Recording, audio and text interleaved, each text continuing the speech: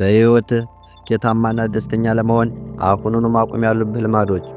ሰላም ውድ የሰናይ ዊዝደም ዩቲዩብ ቻናል ቤተሰቦች፣ በዛሬው ቪዲዮአችን በሕይወታችሁ ስኬታማና ደስተኛ ለመሆን አሁኑኑ ማቆም ያለባችሁን 5 ልማዶች ይዤላችሁ ቀርቤያለሁ።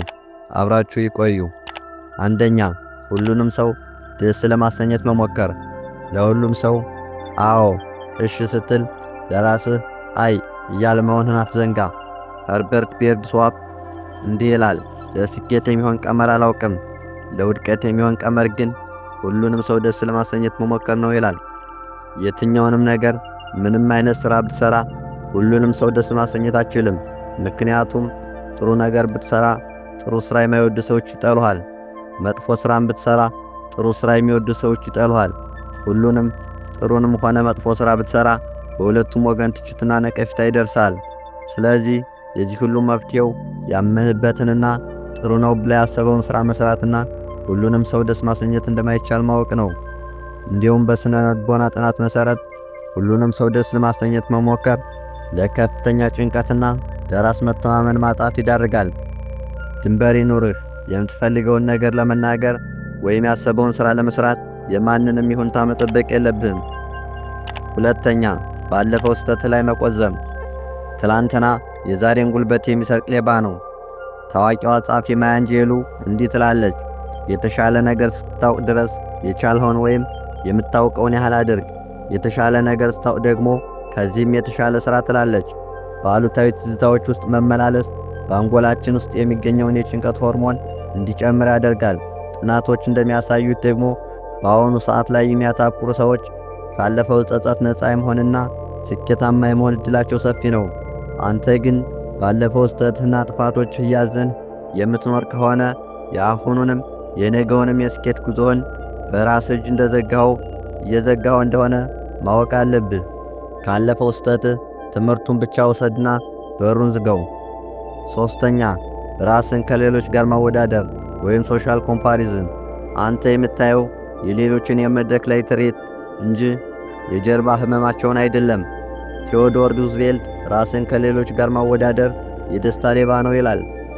ሶሻል ኮምፓሪዥን ቲዎሪ እንደሚያሳየው ደግሞ ራሳችንን ከኛ የተሻሉ ከሚመስሉ ሰዎች ጋር በምናወዳደርበት ጊዜ በራስ የመርካት ስሜታችን በከፍተኛ ሁኔታ ይቀንሳል። በተለይም በዚህ በሶሻል ሚዲያ ዘመን ይህ ትልቅ ቀውስ እየሆነ መጥቷል። በቲክቶክ፣ በዩቲዩብ፣ በፌስቡክ ወይም በሌላ በማንኛውም ማህበራዊ ሚዲያ ላይ የምታያቸው እያንዳንዱ ድርጊትና ትርኢት የማስመሰልና የውሸት ናቸው። ማህበራዊ ሚዲያ ላይ ጥሩ ሲበሉ፣ ሲጠጡ፣ በጥሩ ቤት ውስጥ ወይም ጥሩ መኪና ይዘው የምታያቸው ሰዎች አብዛኞቹ በእውነታው ከአንተ ያነሰ ወይም እንዳንተ አይነት የድሮ ደረጃ ውስጥ ያሉ ናቸው። ብቸኛው ውድድርህ ከራስና ከትላንቱ ማንነት ጋር ብቻ ይሁን። አራተኛ፣ ለውጥን መፍራት። ምቾት ባለበት ቦታ እድገት የለም። እድገት ባለበት ቦታ ደግሞ ምቾት አይኖርም። ቶኒ ሮቢንስ እንዲህ ይላል፣ ለውጥ የማይቀር ነው፣ እድገት ግን ምርጫ ነው ይላል። የሰው ልጅ አንጎል ያልታወቁ ነገሮችን እንደ አደጋ የመቁጠር ተፈጥሮ አለው።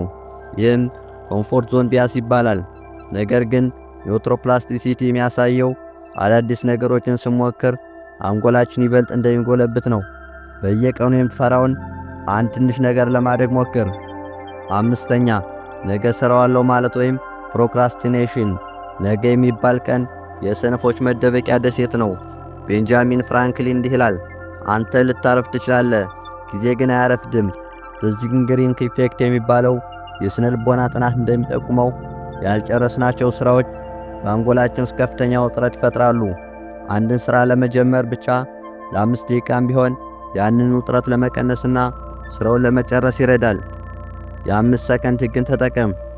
5፣ 4፣ 3፣ 2፣ 1 በልና ተነስተ ሥራውን ጀምር።